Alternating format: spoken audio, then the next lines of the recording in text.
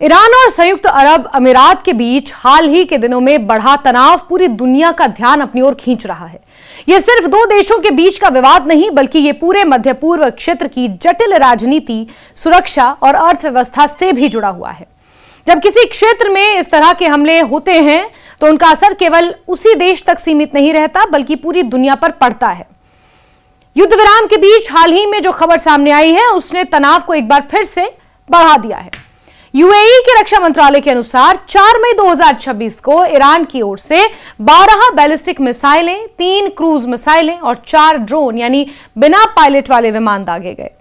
UAE की air defence system ने इन सभी खतरों का सामना किया और अधिकतर को हवा में ही नष्ट कर दिया, यानी कि हवा में ही इंटरसेप्ट करके नष्ट कर दिया। इसके बावजूद इस हमले में 3 लोग मध्यम रूप से जख्मी हुए हैं, जो भारतीय मूल के बताए जा रहे हैं। यह दिखाता है कि भले ही सुरक्षा प्रणाली मजबूत हो, लेकिन पूरी तरह नुकसान से बचना हमेशा संभव नहीं होता।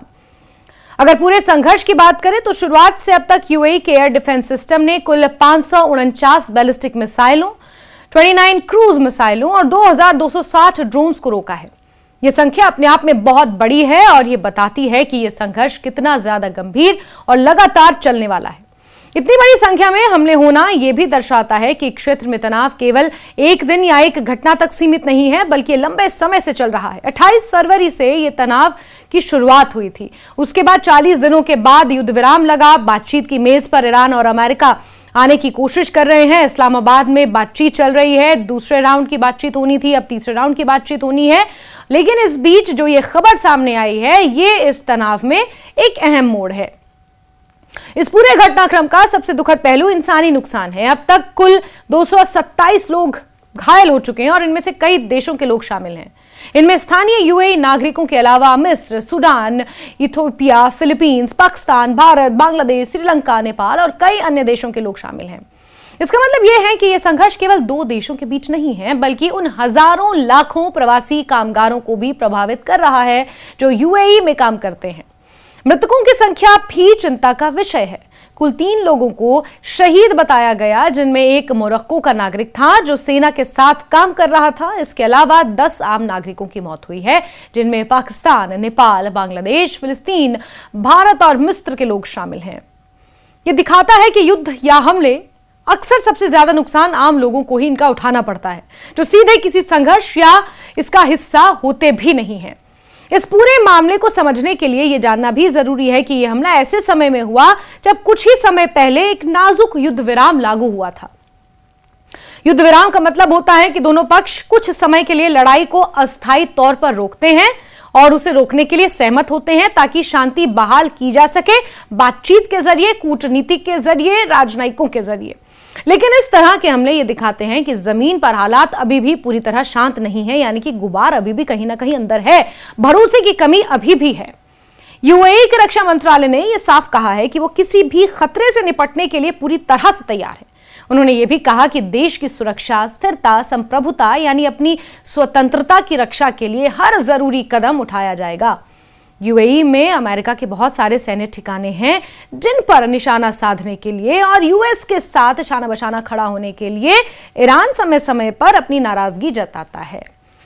इसका मतलब यह है कि आगे आने वाले समय में जवाबी कार्रवाई की संभावना भी हो सकती है, जिससे तनाव और ज्यादा बढ़ सकता है।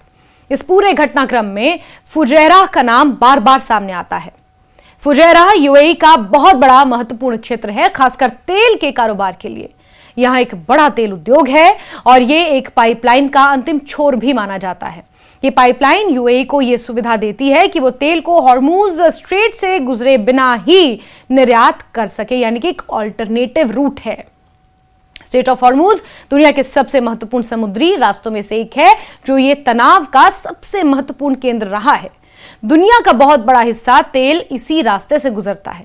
अगर यहां कोई समस्या होती है तो पूरी दुनिया में तेल की कीमतें बढ़ सकती हैं, आर्थिक असर पड़ सकता है और यही कारण है कि स्ट्रेट ऑफ हॉर्मुज पर जब जब दबाव बना, तेल की कीमतें लगातार ऊपर जाती गईं। इसलिए जब भी इस इलाके में तनाव बढ़ता है, पूरी दुनिया चिंतित हो जाती है। फुजैरह में हुए ड्रोन हमले में एक तेल संयंत्र में आग भी लग गई थी। यह हमला केवल एक इमारत या फैक्ट्री पर हमला नहीं था, बल्कि यह यूएई की ऊर्जा व्यवस्था और उसकी रणनीति पर सीधा हमला माना जाता है। अगर ऐसे महत्वपूर्ण स्थानों को निशाना बनाया जाता है तो इससे देश की आर्थिक गतिविधियों पर असर पड़ सकता है। वैश्विक बाजार भी प्रभावित हो सकता है। इस घटना में 3 भारतीय नागरिकों के घायल होने की खबर भी सामने आई है। उनकी चोटें ज्यादा गंभीर नहीं थी, लेकिन यह घटना यह दिखाती है कि विदेशों में काम करने वाले भारतीय और अन्य देशों के लोग कितने जोखिम में रहते हैं। यूएई में लाखों भारतीय रहते हैं और काम करते हैं और ऐसे हालात में उनकी सुरक्षा एक बड़ा मुद्दा बनती जा रही है। जबकि यूएई तो बहुत सेफ माना जाता था, लेकिन इस युद्ध ने दिखा दिया कि यूएई भी अछूता नहीं है इस तरह के तनाव और इस तरह के मिलिट्री एक्शन से। इस पूरे मामले में एक और महत्वपूर्ण पहलू है अमेरिका की भूमिका। हाल ही में अमेरिका ने स्ट्रेट ऑफ हॉर्मुज में जहाजों की आवाजाही को सामान्य करने की कोशिश की थी। अमेरिका लंबे समय से इस क्षेत्र में सक्रिय रहा है और उसकी मौजूदगी को ईरान अक्सर चुनौती के रूप में देखता रहा है। ऐसे में यह हमला उस बड़े तनाव का हिस्सा भी हो सकता है जिसमें कई देश अप्रत्याशित रूप से शामिल हैं। हमले से पहले भी यूएई में लोगों को फोन के जरिए अलर्ट भेज दिए गए थे, जिसमें कहा गया था कि संभावित मिसाइल खतरे को देखते हुए लोग सुरक्षित स्थानों पर चले जाएं। बाद में यह कहा गया कि स्थिति नियंत्रण में है, लेकिन कुछ ही समय बाद हमला हो गया। इससे यह साफ होता है कि खतरा लगातार बना हुआ था और सुरक्षा एजेंसियां पहले से सतर्क थीं। ईरान की ओर से इस हमले पर तुरंत कोई आधिकारिक बयान नहीं आया है, जिससे स्थिति और भी ज्यादा जटिल हो जाती है। जब किसी घटना पर स्पष्ट जानकारी ना मिले तो अफवाहें और अनिश्चितता यानी अनसर्टेनिटी बढ़ जाती है, जिससे लोगों में डर भी बढ़ सकता है। अगर इसे एक लार्जर पर्सपेक्टिव में देखें तो ये पूरा घटनाक्रम केवल सैन्य कार्रवाई नहीं है, इसमें कई स्तर शामिल हैं, जैसे क्षेत्रीय राजनीति, ऊर्जा सुरक्षा, अंतर्राष्ट्रीय संबंध और आम लोगों की जिंदगी। मिडिल ईस्ट पहले से ही एक संवेदनशील क्षेत्र है और यहां किसी भी तरह का तनाव तेजी से बड़े संघर्ष में बदल सकता है। इसका असर वैश्विक अर्थव्यवस्था पर भी पड़ता है। जब तेल आपूर्ति प्रभावित होती है तो कीमतें बढ़ती हैं, जिससे दुनिया भर में महंगाई बढ़ सकती है। निवेशक भी ऐसे समय में सतर्क हो जाते हैं और बाजार में अनिश्चितता बढ़ जाती है।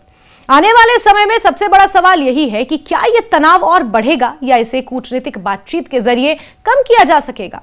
अगर दोनों पक्ष संयम नहीं दिखाते तो यह संघर्ष और गहरा हो सकता है, जिससे और ज्यादा नुकसान होने की संभावना है। यह कहना गलत नहीं होगा कि यह घटना हमें यह समझने का मौका देती है कि आज की दुनिया कितनी आपस में जुड़ी है। एक क्षेत्र में हुआ संघर्ष भी दूसरे देशों के लोगों को प्रभावित करता है। इसलिए शांति और स्थिरता बनाए रखना केवल एक देश की जिम्मेदारी नहीं है, बल्कि पूरी दुनिया की साझा जरूरत है।